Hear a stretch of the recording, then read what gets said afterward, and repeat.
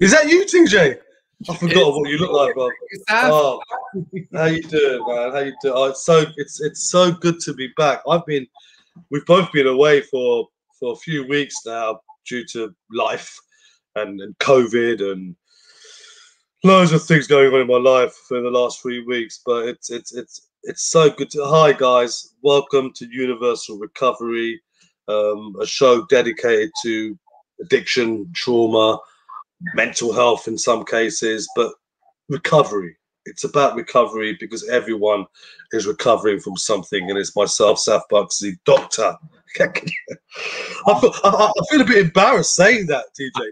Dr. Saf Buxy is one of the things that have happened, and my very good friend and the leader in addiction field, the pioneer in addiction, Mr. TJ Woodward.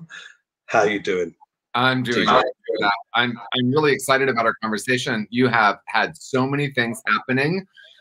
You know, I'm looking forward to hearing about your COVID experience, but mostly your book. I'm excited. Congratulations. I look forward to talking about that. Thank you very much. Obviously, Kimberly. Hi, Kimberly. Good to have you on as always.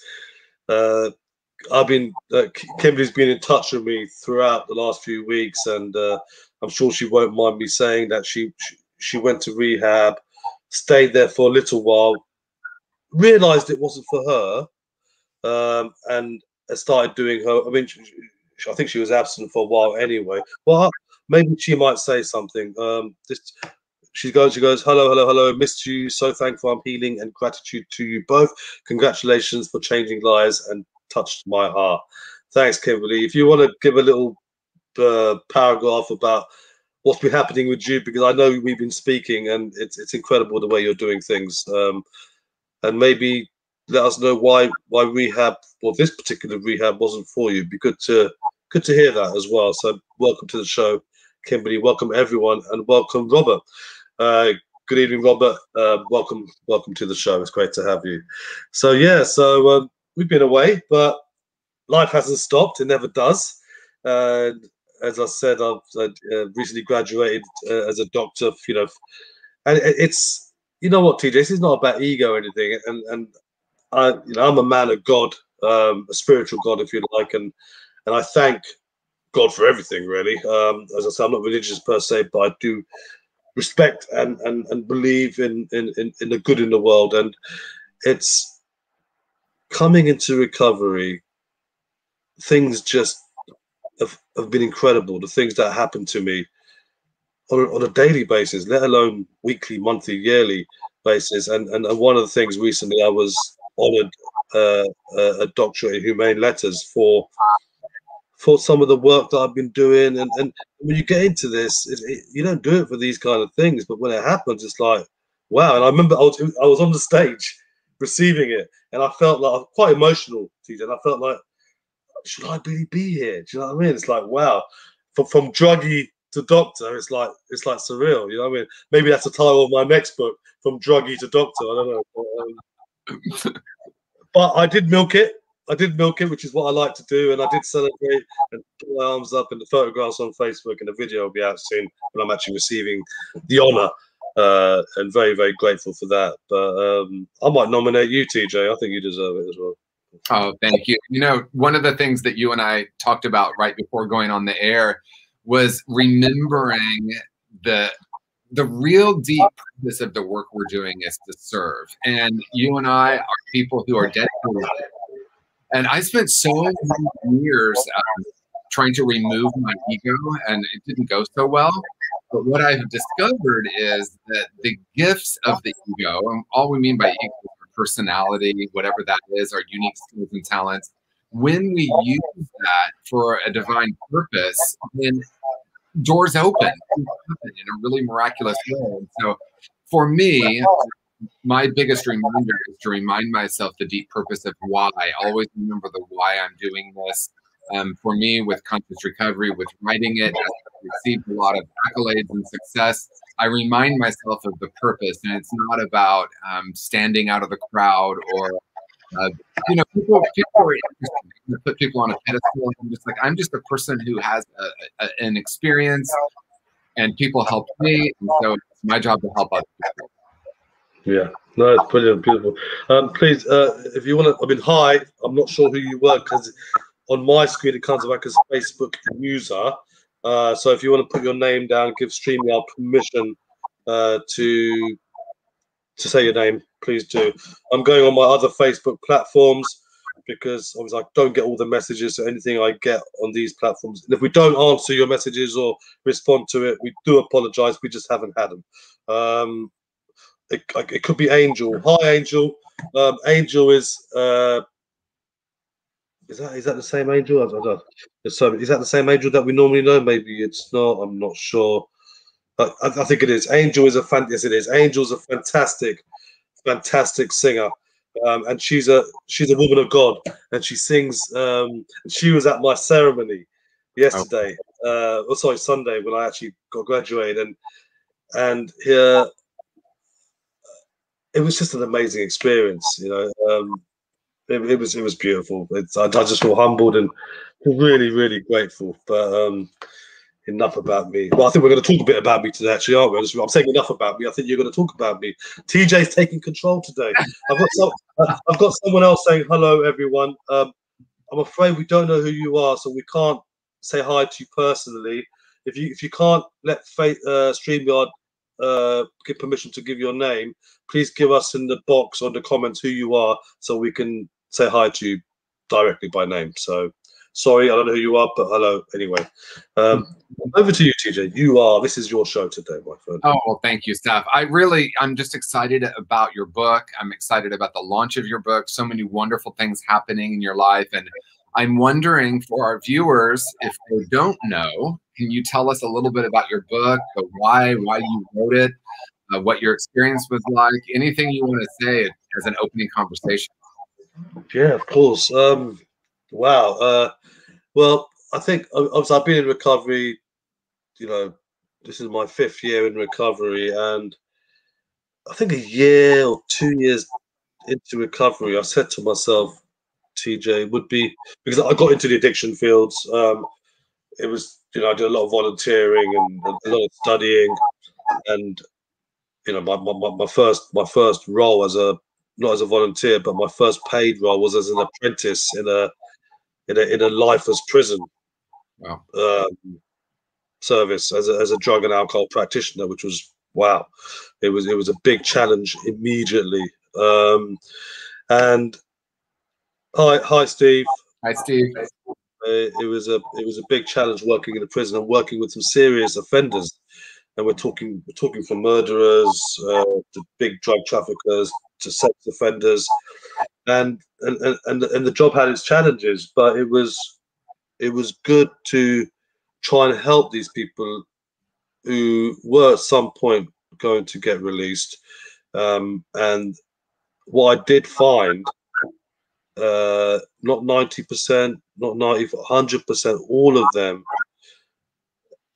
because these are people who were involved in addiction, who were did their crimes when they were intoxicated. All of them had suffered some kind of trauma themselves, and that which was fascinating for me.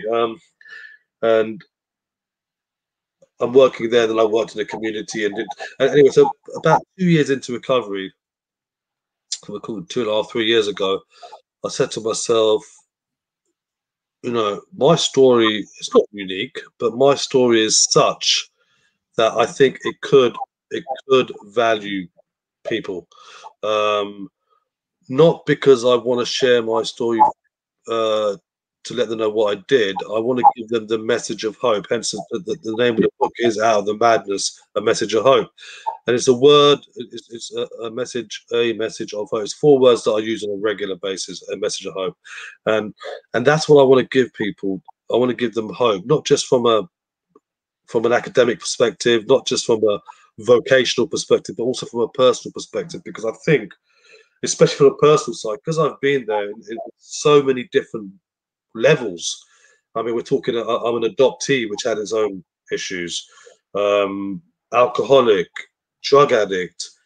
I got involved in the gangster lifestyle, overdosed many times, mental health issues, diagnosed as bipolar. So I could, the sexual abuse, the physical abuse, the racial. So there were so many different angles, and with all this, there's a story there. There's a lot of incidences that I mean, the book is quite witty. I tried to make it quite witty with some of the words, but there's also some. And Kimberly, I believe, has either read it or she hasn't, but I know she's reading it, and she, people who read it saying there's some deep stuff in here, but there is. I'm also, I'm trying to put something across that we should not regret our past. We should not beat ourselves up about it. We should try and get the guilt and shame dissolved, and so we can move on and use it as how it served us. Do not ignore the past. Of course, acknowledge it. Of course, work for it if that's what you need to do, but do not beat yourself up about it. And I know a lot of conscious recovery, you do look at the unresolved trauma and things like that. I mean, what's your take on that? I mean, firstly, what I've just said and how someone's story can help talking. And that's another thing, TJ. I mean, I've been thinking about this. A lot of people have come up to me and said, did it help me in my recovery writing this book? Mm-hmm. I don't know the answer to that, because I've read it. I've read a little bit of it since. In fact, I got quite bored reading my own story because you wrote it, right? It's really weird. It was because you've written a book, haven't you, as well? Of course you have. You've written two, I think. But yours is more of a self-help, conscious recovery, how to, tools to put into place and stuff like that. It wasn't. I know you did speak a bit about yourself in the book, but it wasn't an autobiography as such. It's slightly different. But yeah, that over to you. I've just started rambling on. Yeah.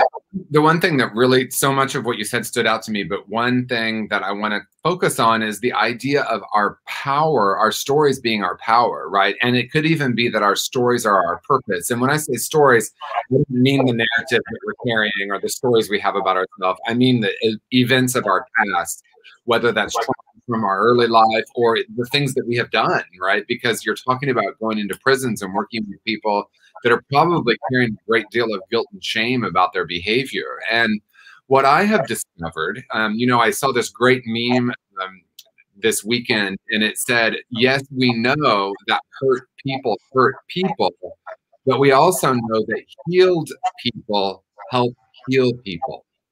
And that's really powerful, because in my own healing, in my own transformation, I've been able to then share what helped me, and that has become my life purpose, right? So I can look back on the events of my past, and as painful as they were and difficult to work through, that actually has become my purpose. And it sounds to me like that's true for you. So rather than, you said we don't regret the past, I will say there are some things I regret, and resolving them has become like such a big part of my purpose. And that then shifts the past into something that's really useful to be of service in the world. I've put that down. I think that's beautiful. Healed people help heal people. Wow. That's powerful. I love that. I love that. You should put that on one of your posters when you're looking up in the air. Well, that wasn't my quote, so I wouldn't take it. But I will put the meme out today, since I did take it from Facebook, and I'll give credit. One of the things that stands out to me too is, as healers, right? I think a lot of times people think it's our job to heal someone. And the truth is, in my experience, it's really about healing ourselves, and then through that being a demonstration, right? And then, because I remember early in my recovery, Saf, there were people I met and I thought, gosh, they can walk through what they've walked through, and they've become these incredible, useful, on-purpose human beings, open-hearted, loving. There's hope for me to do that. So it wasn't so much that they were telling me, let me tell you how to heal, or I'm here to help you heal. It was more about their demonstration of that. And I think that's where we get into a life on purpose that's not only personally fulfilling, but then, of course, makes a difference on the planet. Exactly. And I think it goes back to that. There is no big T trauma. There's no little T trauma. Trauma is trauma. And simple as that. It's just personal to yourself. I've got a few messages, TJ. Kimberly's written a few things. I want to address that. But before I do, hi, please let us know who you are. We don't know who you are, so we can say hello to you. So please hello. Right, Kimberly. I have layers of trauma. Once I let my will down and let go of the past and release my burdens and let go and let God, I have received healing, and no word or digging into my past is going to make me better. Only my choices and actions will set me free. Now, there's a lot of that I can relate to. I think digging into the past. I mean, there's two schools of thoughts there, isn't it, TJ? Because sometimes you have to, there's unresolved issues within the past, right? So it's talking through them. Is that, I mean, the word digging, I don't know, that's sort of like, do you know what I'm getting at with the word? Because to make better, only my choices and actions will set me free. I mean, I agree with all of what you're saying, Kimberly. I really do. But I think sometimes, because I remember when I did a bit of conscious recovery and I did the adult self talking to the child self. I wouldn't say I was digging in the past, but it was an amazing, it was a profound, amazing experience that I went through when I put myself into a room, which is in this book, by the way, where I talk about a situation where I'm getting a form of I'm getting abused in a sexual way. And I remember when I closed my eyes and I used a bit of TJ's conscious recovery. I used a tool where you go into the room at that same place, the same time, if you like, as an adult talking to your child self. And I was looking at the past, but after I did the exercise, oh, yes, I was emotional. Yes, I was. But it sort of like it released something. It freed me of something, and it's very, very difficult to say what. But what's your take on that? What Kimberly says. Yeah, thank you, Kimberly. First of all, thank you for that. And I think it's both and. For me, I always look at the both and rather than the either or. And I actually agree. I don't think it's about digging into the past, right? Because I imagine that digging, it's almost like forceful. But what I want to acknowledge too is you talked about making choices. And if I haven't resolved some things from my past, I can't make conscious choices. I'm only making unconscious choices. So I really love that you're saying that, because yes, it is true that the way to freedom is by making different choices. But especially if you look at the conscious recovery approach, we recognize that most of us are choosing unconsciously, and that comes from what's unresolved. So it's not really as much about digging in the past as it is recognizing what's still alive with us in the present, right? So if I had trauma in my past, which of course all of us have, those traumatic experiences created some core beliefs about ourselves and the world, but also a core vibration that we're carrying. And I wasn't even aware of it, right? So it wasn't so much, let's dig back and find out exactly what happened. That's the mind, right? And my mind did that. And when I used to work directly with clients, I would hear that a lot. If I can just figure out exactly what happened, then I can be free. And it really, to me, that's not really the work. The work is understanding the impact of what happened, not so much the details. Why is this important? It's important because what's alive within us isn't the events of our past. It's the core decisions, the impact of those experiences. You know, sometimes there are even parts of my past, I don't even know if they happened in the way I thought, but it almost doesn't matter what happened, because my experience, my perspective about what happened created some core wounds that I'm not lovable, I'm not good enough.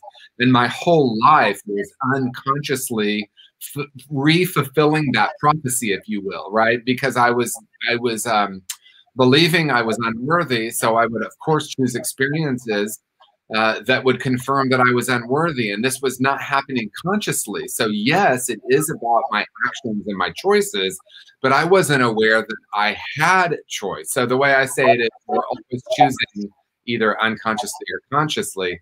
So the deeper work, to me, healing trauma isn't about digging in the past. It's about really exploring what's alive within us in the present. And it's often connected with past events. Wow, brilliant. Thank you. And this sort of, I'll go back to Kimberly's second question. Hi, I'm sorry, we don't know who you are, so if you do want to identify yourself, great. If not, that's fine as well. This guest, this viewer has a question. So did you both suffer much with self-esteem? If so, how did you overcome feelings of complete uselessness? Yeah. TJ, do you want to go first with that? And I would love to, because this is so fundamental for me in my personal work and in conflict recovery. The short answer is yes, absolutely. I suffered with a very, I mean, you know, it's interesting. I thought a lot about myself. I thought of myself often, let's put it that way. But what I was thinking was I wasn't worthy and I wasn't lovable. The healing work for me, I realized, was much more than, because there are schools of thought that says, do esteemable acts and you will have self-esteem. And I think that's true. And, right, so, and there's a deeper awareness that I experienced, because even though I was trying to change my behavior, I kept finding myself replicating what was congruent with the core false belief. So I kept trying to like do well at my work so that I could feel better about myself. No amount of achievement or recognition. I remember in my first year of sobriety, I won this prestigious award in the company I worked for. I was the youngest person to ever have received it. And I thought, oh, I didn't even feel really worthy of it. And I was wondering why that didn't change the way I felt. So for me, Saf already spoke to it. It's about really reparenting that part of myself that feels wounded. And a big part of it was learning how to be present with what I was experiencing without trying to shift that. The sort of paradox for me, it was paradoxical when I started working on it, is I thought if I started to feel this, I would actually be enveloped by the emotion.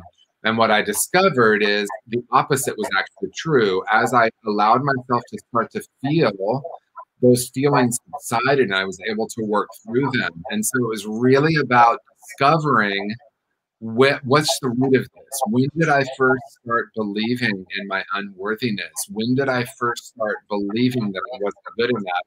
And then healing from that place, because we can't just change our thoughts without doing the deeper work. And that's my experience. Yeah, and I can echo everything TJ said, but in addition to that, for myself, I of course I'm learning constantly about the conscious recovery method and the principle behind it, and it helps a lot. But I've also done a lot of social behavioral or human behavioral work, and I've learned how to dissolve guilt and shame, which is also, by doing that, has also given me self-worth. And without going into it too much, because I do talk a lot about it with my clients, but because there are tools that you can put into place to do that. But I think one thing that I do is that I apply omnipresent laws to a lot of things that I do. In particular, law of duality, and I look at I look at both sides of absolutely everything, and then I see how it served me today. And once I do that, acceptance is massive. Acceptance, they use it a lot in the 12 steps. Acceptance and is the answer to all our problems today and my problems today. Until you can accept something, it doesn't mean you've got to agree with it. It doesn't mean you've got to like say, yes, that was good, that's what's happened, but you've got to accept it, I think. Because until you can accept that you can't move on. And the self-esteem and the guilt and shame and everything else will just stay there. We're not saying agree with it. For me, acceptance was a big part. For me, looking at both sides of everything. How did a certain situation benefit me? And again, I'm not saying that it was a good thing. I mean, like, how can someone who abused me sexually, how can that benefit me? It has. In some ways, it's benefited me today because I can share my story. I look at things in that way sometimes, in that perspective. And to say it goes the other way around as well. Something that's growing great in our lives, you may get a new job. I always now, because I look at two sides of everything, I look at the possible drawbacks to that. Because otherwise we're living in that one-sided fantasy that everything's great and nothing's bad, everything's bad and nothing's great. Because there's no prey without a predator. There's no predator without a prey. And I look at all those things, but of course, conscious recovery hits it on the head on how we can get through what we thought at that time, our false core beliefs, as we say in conscious recovery, that we're not good enough. We're unlovable. We're stupid. And me in particular, I had a lot of these these four core beliefs throughout my life, and I took it to me through to adult life, TJ. Yeah. It didn't stop I took it all the way through that, and addiction was something that made me feel I am good enough, and it was like the abused became the abuser. Not that I abused the same way as I got abused, but there were so many things, and until I realized that, you know what, there wasn't anything fundamentally wrong with me or anything wrong with the world, which is what I thought, which is what you thought. It wasn't good feeling that way. And then I started looking into myself. There's so many tools and so many techniques. And what we say on this show all the time, it's not about our method, TJ's method, or it's not about 12 steps. Let's look at everything. Put everything in addition to everything. Use things to do. It's not about disregarding any modality or any process. It's about what works for you. I mean, before I go into that, I mean, this is probably the perfect time to bring in Kimberly's answer about the rehab. So you can't see our faces, but she goes on to say she went for rehab and she came out very quickly. And she said, the rehabilitation center was not healthy for my mental state. I really was thriving at home. You have gave me hope and touched my life. I would love to receive conscious recovery. It just matters what we do, what we do on a daily basis. Your book is so powerful, and I'm taking it in slowly. I walked in your shoes, and I truly appreciate your honest and overcoming. Paced the path. I'm praying to be a mentor one day. Now, you say a lot of stuff there where it's great because rehab's not for everyone, is it, TJ? But but I'm a believer, and also I don't think you can do recovery on your own either. You do need some kind of support, and I think Kimberly mentions about the conscious recovery, about this show. This show has been of so much value to Kimberly, and it's so good to hear when someone says that you know what, even if we touch one person, I'm hoping we're touching more than one, even if we're touching and being of value to one person, it makes this show all the worth it. So she talks about she talks about our show, she talks about conscious recovery, which I think she wants to read, which of course you can find out on Amazon and other outlets. She talks about my book, and I'm so happy. You know what, when I wrote this book, it's touched you, Kimberly. I'm hoping it's being of value to, and it was all worth it just to hear that, and to be a mentor as well, which is what we said. The healer, the healed becomes the healer, right. And again, that's quite common. What are your thoughts on what Kimberly's just said? Yeah, you know, more than my thoughts, I will share my experience. For me, community has been vitally important, and it was something that really, really made everything I was doing, because I look, you know, at trying to do this work myself, and I just know for myself there was no way I could do it alone. So then the question becomes, how do we, you know, connect with conscious communities that are in alignment with our values and what we're really wanting to do? And, you know, one of the things that was told to me early on in recovery, what worked for you yesterday may not work for you today. And, you know, what I needed in my first 30 days was really different than what I needed at 3 years. And, you know, now I'm almost 35 years sober, which is just outrageous, next month or in June. And it's really amazing to me because what has been important to me has changed. But one of the things that has stayed consistent for me is community and support, right? There's something about being on a path with each other. I would just say that connecting with other people has been such an important part of my path. And then ultimately, there was a place where being of service to others in some way has also become such an important part of my recovery. You know, we hear that in 12 steps, you know, you can't keep what you don't give away, right? And that has definitely been my experience. And that shows up in different ways at different times. It's not a one size fits all. You know, conscious recovery, Saf's book, all of it is intended to help people. But I'll speak to conscious recovery. It's not intended to be the one and only path. It's intended to help someone wherever they're at with whatever they're doing for support. Exactly. This question might sound, it's basically, I think it's off the back of the question where, it's off the back of this question where we spoke about self-esteem. And because if so, how did you overcome the feelings of complete uselessness? And then I think this, no matter how much praise you are given and how much you achieve. So I think I'm pretty sure it is off the back of that question.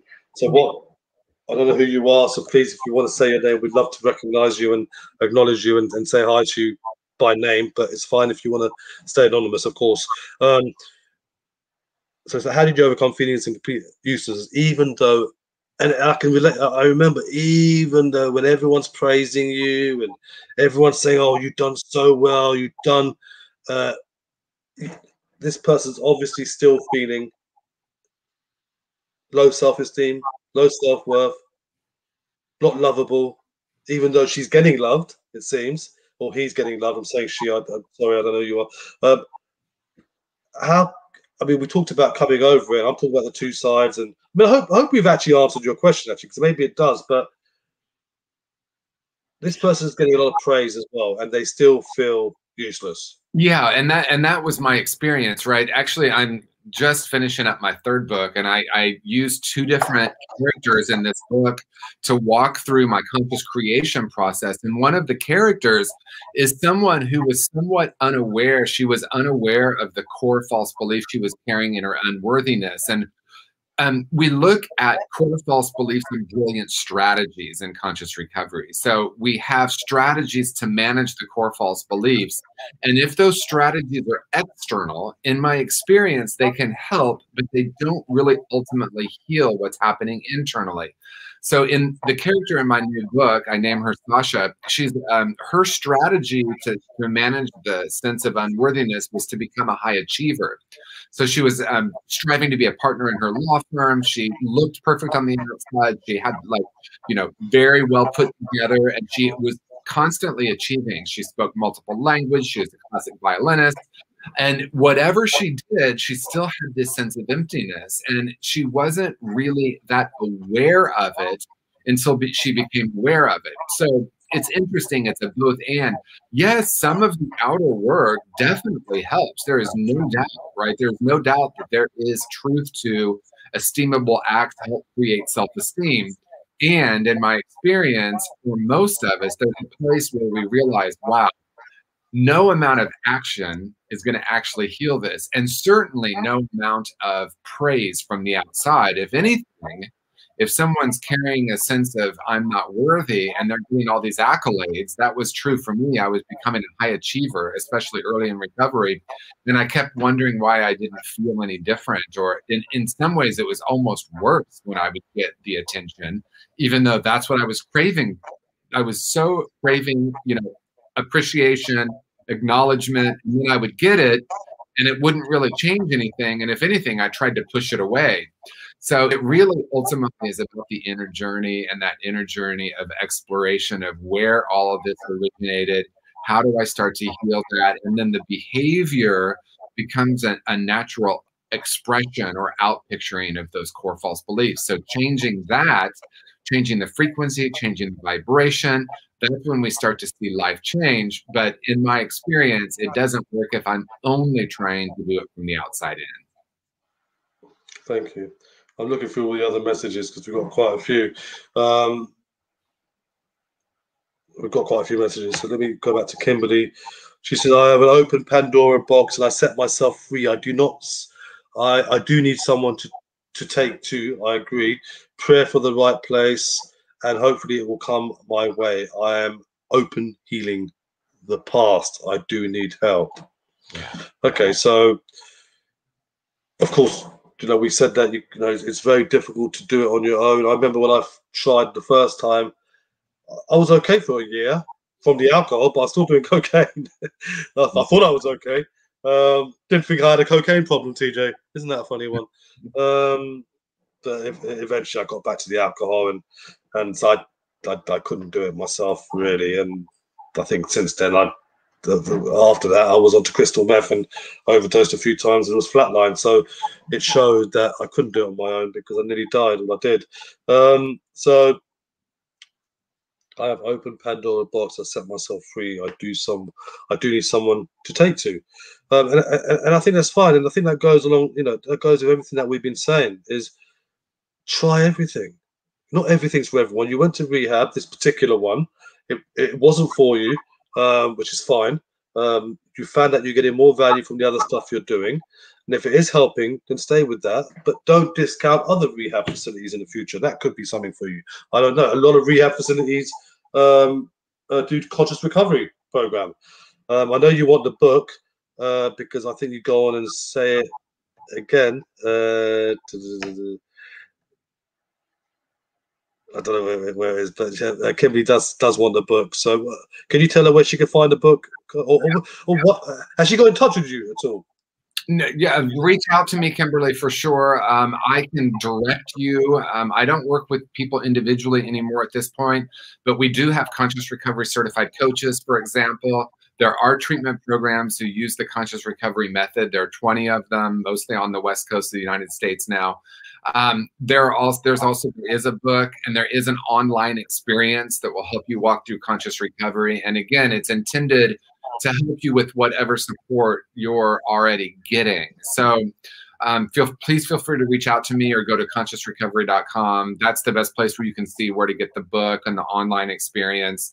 And then, as you've said, you've opening Pandora's box and needing someone to talk to. That is absolutely my experience, finding a trusted sponsor, coach, therapist, where you can really take some time to dive into the deeper healing work. I myself started doing therapy around 2 years sober, and I did that for at least 4 or 5 years with this incredible therapist that was an engaged Buddhist. And he, for the first time, started helping me get in touch with, like, where am I experiencing that in my body? Where is this trauma trapped? And he didn't so much use the word trauma. He just, really was very present moment experience. What are you experiencing now? Where are you feeling that in your body? Learning how to be present with myself. And through that was just this profound healing. And it took some time, it took time, and there was resistance there. I remember this is way before cell phones and the internet, but I would be on the bus headed to therapy, and I was in San Francisco, I'd just ring that bell and I'd get off the bus and I just wouldn't go to therapy. So sometimes I would just have this inner resistance that wanted to push away. And I judged myself for that for so long. And this therapist was so open and caring, and he walked me through how to work with that resistance. And what I discovered is I would have these profound experiences where on the other side of these feelings, there was so much freedom that it gave me the courage to stay in the process. So for me, it was a multi-year process of healing a lot of this. Brilliant. We've got so many. I mean, we've got so many questions. I apologize if we don't get a chance to answer all of them. I do want to put Robert's statement down. He says, "I agree. Healers are not the ones healing others. Everyone is responsible for his or her own healing. The healers can only help identify the issues and then give advice, usually through personal experience example, that the ones seeking healing can use to heal themselves." What's your take on that? Well, I mean, I don't see myself as a healer. I see myself as someone who's been there, got a bit of academic experience, done a lot of work in the community and in prisons and rehab facilities. So I've got experience in that way. So I see myself as someone who's experienced, not just personally, but in all ways.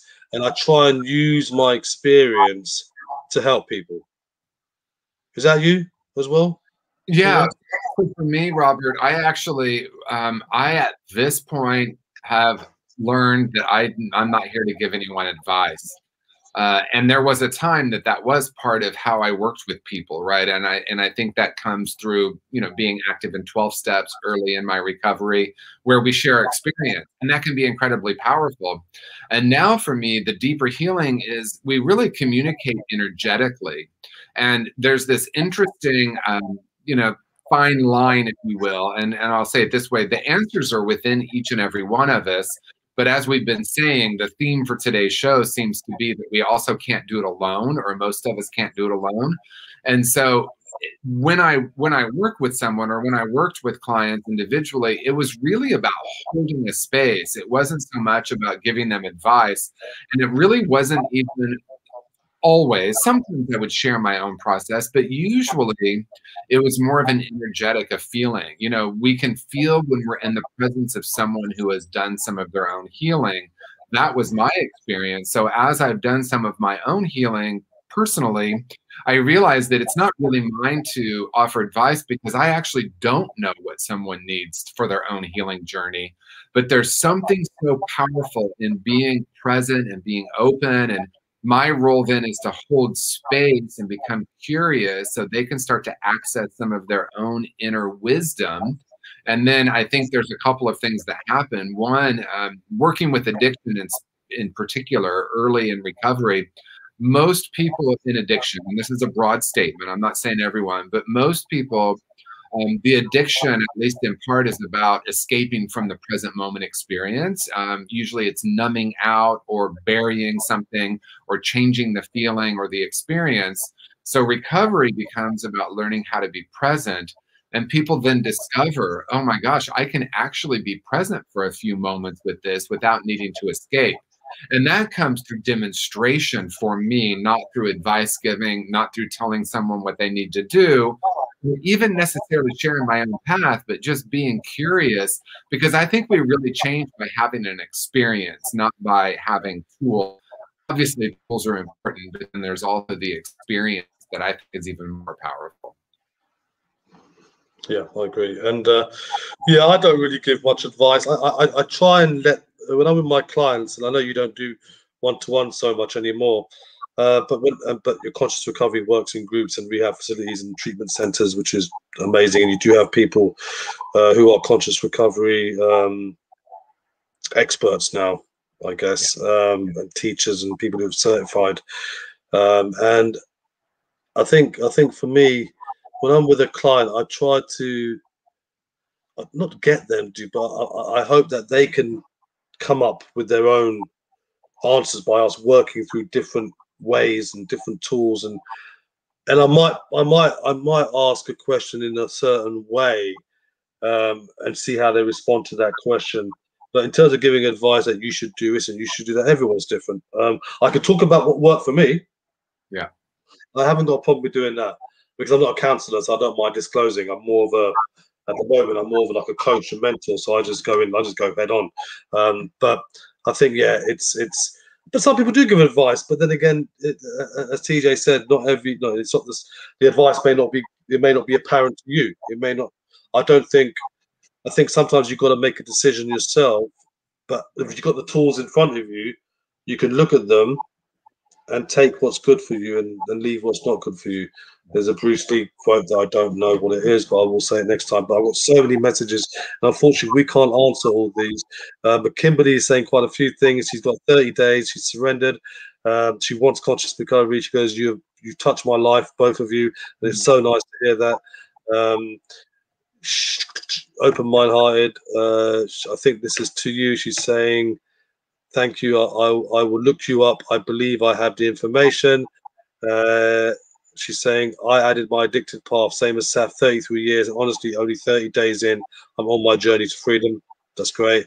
And this is to you, I'm pretty sure. She says to you, an awesome coach, mentor, and valued friend. It could be to me, at least the friend bit.